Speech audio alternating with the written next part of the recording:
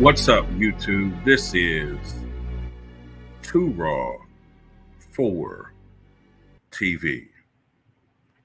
All right, so before I get into this video, I want to give a big shout out to the brother Fact Finder for the $10 donation via the Cash App.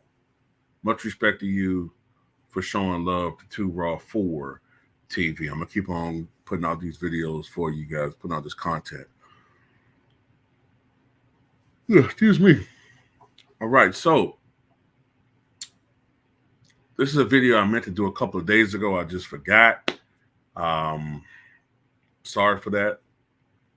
So someone had asked me, in my opinion, which championship team had the hardest road between the 1993 or 1998 Chicago Bulls. And if you've been subscribing to me for a while, I did a little bit of a series where you probably already know that my answer to this question.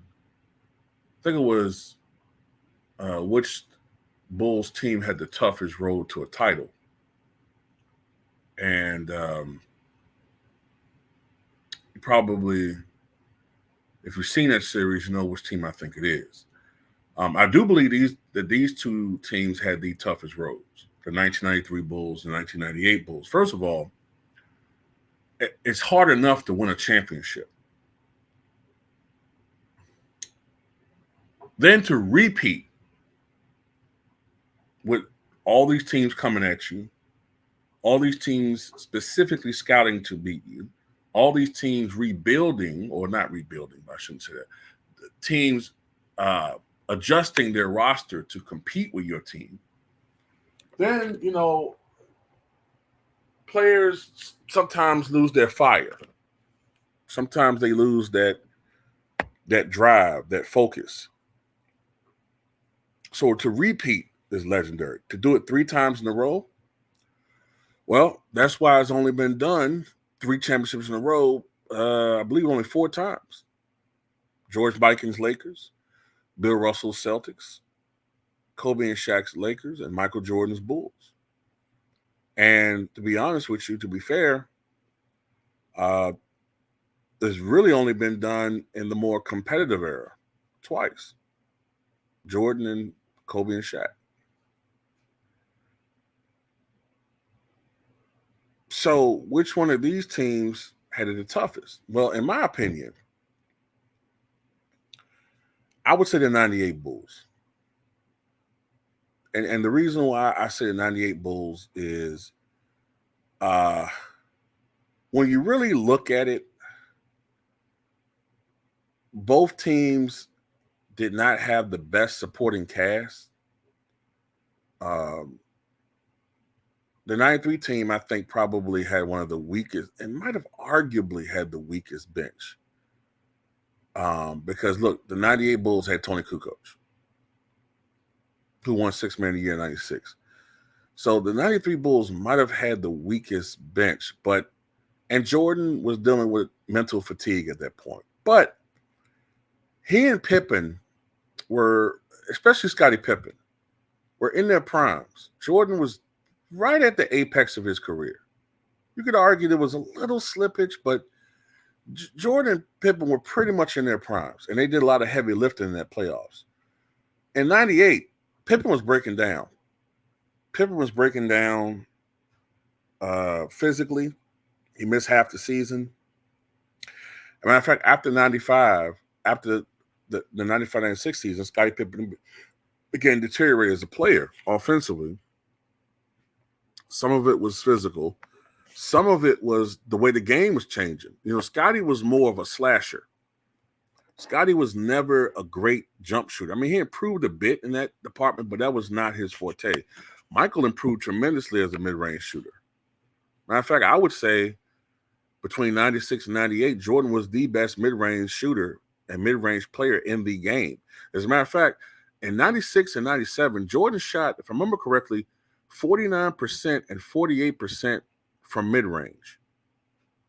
Now, in 98, that dipped to 43%. But to shoot essentially 50% from mid-range when the statistics And the stat nerds always show that that's like the least efficient shot is unbelievable. Because I think the league average for mid-range shooting at that time was like 41, 42%. So for him to be shooting as many shots as he shot and to be shooting 48, 49% from mid-range is incredible.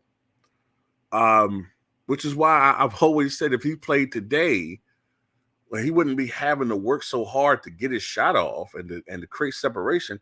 I don't see why, if he's in his prime, like or close to his prime, if he's like the 33-year-old Jordan, I don't see why he doesn't shoot 55% from the floor. But that's just my opinion. So yeah, the 93 team I thought had the weaker bench. But Pippen and Jordan were on a decline in 97, 98, especially Scottie Pippen. Jordan did a lot of heavy lifting in 98.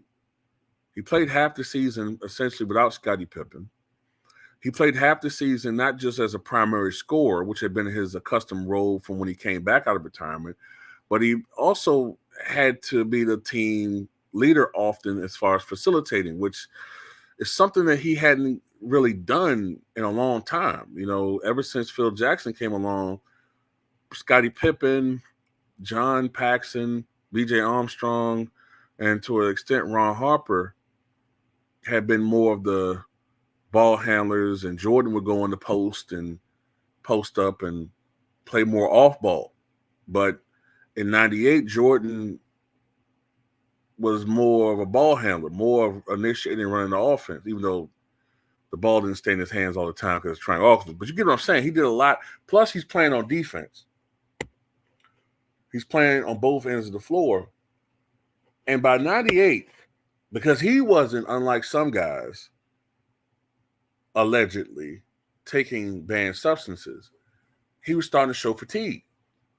I'll never forget it. It was a game when they was playing the Pacers. I can't remember what game it was, but I want to say it was later in the 97-98 season. And I remember the game, I think it came on TBS. It was either TBS and TNT. And I saw Michael Jordan do something I'd never seen him before do at that point. Never. And I don't think I've ever seen him did it again afterwards. He hung court on defense. He hung back court for an extended period of time on defense. I had never seen him do that before. And that was because he was starting to show fatigue. And when you look at the grind of that season, when you look at the way the game was played was so much more physical in the late 90s. Not that the early 90s weren't physical, but the style of play had changed. It was more physical. It was just more exhausting to play out there. And we saw the absolute burden that he was putting on himself in the playoffs.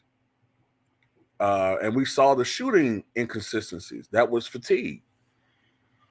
And it wasn't just him. That team was old. Dennis Rodman was 37. Pippen was 32, but he was a lot of wear and tear on him. Ron Harper was 34. They were an older team. And, you know, by the 97-98 season, the Bulls were not so far ahead of everybody anymore. Like in 96, they were the rock star Bulls. They were the 72-10 Bulls. But by 98, other teams were catching up with them in the Eastern Conference and in the NBA. The Miami Heat were there. The Pacers was right there, coached by Larry Bird and that great coaching staff that included Rick Carlisle. Even in the AFC department, when they played the Bullets at the time, the last series they were the Bullets. Last games they were the Bullets in 97. They had a team with Chris Webber and Juwan Howard, who's forgotten. Ross Strickland, George Murison, Calbert Chaney, Tracy Murray, that squad.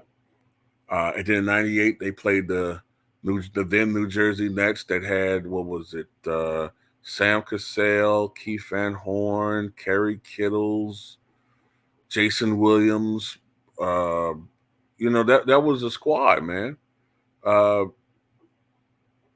You had Glenn Rice and the Charlotte Hornets. You had the Hawks with Dikembe Mutombo and Steve Smith and Mookie Blaylock and Stacey Augmon. You know what I'm saying? They had competition. It was not a cakewalk. And the Bulls weren't always getting these. Look, teams at that time, yeah, at home court, they got beneficial calls. But unlike certain players and teams today, they weren't getting 1,000 more free throws and all these other, ticky-tack benefits to beat everybody. They earned their victories. And they were the oldest team in the NBA, their oldest championship team of all time in the NBA history. And teams were coming at them. And Utah, people like to say, oh, Utah sucked. Utah, they would beat you. Man, Utah was the epitome of pick and roll. And this is an era of nothing but pick and rolls. And put three-pointers, imagine putting three-point shooters around John Stockton and Karl Malone. Come on, man. Imagine a center that could shoot threes on that team and could pass, along with John Stockton, and an approved passer with Karl Malone. Come on, man. Please. Team USA struggled to beat Serbia. Come on now. But anyway, yeah, the Bulls, I got to say the 98 team, man. And they were, after that Game 7 and against the Pacers, me as a Bulls fan, I was scared because I was looking at the Bulls and I saw a team that was literally on fumes, barely get past the Pacers. I saw Michael Jordan showing signs he was human, showing signs that he was physically losing slowly his graceful, almost balletic athleticism. Scottie Pippen was a shell of himself, walking around the court, limping around the court, to say, nursing a bad back. Dennis Rodman was distracted with wrestling and gambling in Vegas. Steve Kerr was having inconsistent shooting slumps. So I remember that team. I remember seeing the signs of age. The Utah Jazz weren't a young team, but they had like a week of rest. They made mincemeat out of the Shaq and Kobe Lakers. They beat them in the sweep, if I'm not mistaken. So they had a well-rested team to get ready to play in the finals. So that championship run, that finals, that was Michael Jordan. That was Michael Jordan, all Michael Jordan. Think about it like this. How much of a burden Michael Jordan had in that series. Michael Jordan averaged, if I'm not mistaken, he averaged 32 points a game in that series. So you say, well, that's a lot of points, but that's on par for a star. But keep this in mind. The Bulls only averaged 88 points per game in that series. Teams nowadays can average 115, 120 points per game in the finals. So proportion that. What is that? Almost 40 points a game in today's, you know what I'm saying? Like, that championship, I would say the last two series the Bulls won in 98, they weren't the best team. The Pacers were the better team in 98. Matter of fact, I will tell anybody that the 2000 Pacers were not better than the 98 Pacers. They weren't. And the Utah Jazz were a better team than Chicago. They swept Chicago in the regular season. They won that series only because of the efforts of Michael Jordan. Remember, Scottie Pippen was just a decoy in Game 6. I think Scottie Pippen dunked the ball earlier in the game, got a dunk, and completely wrecked his back, and he was done. Remember, the next year, Scottie Pippen only averaged, was it 13 points a game with the Rockets? 15 points a game? It wasn't much. 13 points, something like that.